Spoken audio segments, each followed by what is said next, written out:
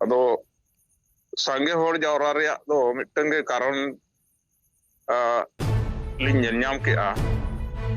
the last Sunday aborin kichugan single neta ko aborin jahan ge single परिवार मेना हुआ किचुगन single परिवार रे सेन काते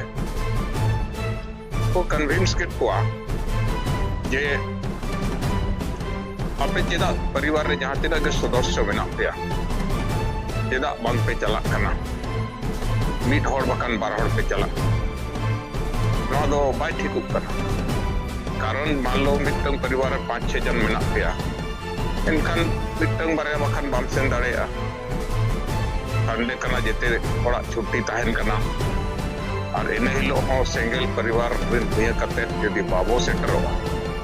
मिट होड़ के वो सेटरवा इनखान नवा ठीक कथा बांग कना अदो आवो जहां तिना के सिंगल परिवार रे सदस्य मेना बोला येते सदस्य जीवन बो सेटरमा उनका धारा आवरेन सिंगल रेन पदाधिकारी को किछुगान परिवार नोतेरे जहां के आवरेन सिंगल को मेना लिया नुकु को तलारे सेन कते थोड़ा को कन्विंस के बाजे आपे सेटेरो दरकार जहां तिना के सदस्य मेना या अदो ओनारे रिजल्ट है nyenya mena ये जाओ ले जाओ रखते हैं लेकिन तहन दो जाओ माने बाको सेटर हुआ उनको को सेटर लेना और अलिया मेरा तात्पर्य नवा ये अबो हो जहां के सिंगल परिवार को जहां करे मेना बना अबो बिन बाको हिजुक खान उनको सेन कते थोड़ा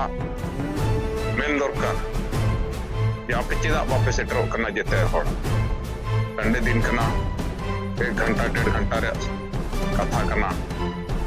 दिन मा बांगे संडे लोग उनका दीदी अब मन कन्विंस को अब सिंगल परिवार को एनखान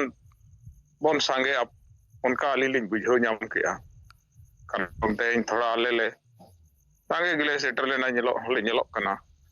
और अलिंग अब व्हाट्सएप ग्रुप करे लिंग शेयर ᱧᱚᱜ ᱟᱠᱟᱜᱼᱟ और दोसर जिनिस दो बड़ाई जंग लेकन नवा जे तेहन नवा जुमित बखंड रे मिटंग आवरन के संताल कोड़ा सेटर लेना राजनगर प्रखंड से राजनगर ब्लॉक अंडर तक अतु मेना डिबोडी ᱧᱩᱛᱩᱢᱟᱱ अतुरिन मिटंग कोड़ा हेज लेना आदो नवा दो डॉक्टर पीआर मार्डी तिकिना कॉन्ट्रैक्टर किन ताहे जाओ हो अदो तेन दो किन हेज लेना और हेज कते मौजूद बखेर को किन बखेर किन मिसायना और साथे अब जहां के विचार धारा ओना को हो किन अंजम केया अदो उनकिना मेन नवा जे अलिंग पहिल खन के नोंकाना विचार धारा इदी कते दलिंग तड़ामेया और पे विचार धारा और अलिंगा विचार धारा मिदुक कना और मिटन कथा उनकी नौका ना मिटन किन लई किया जने तो नय बार शर्मा गन हुयुक कना किन मेनेया आले अतु रे दो माझी ले ना पिया का दे माने कुड़ी ले माझी का दिया और उनिया इदी कते के अतु रे कमी सनामा तोरा कना और आले हो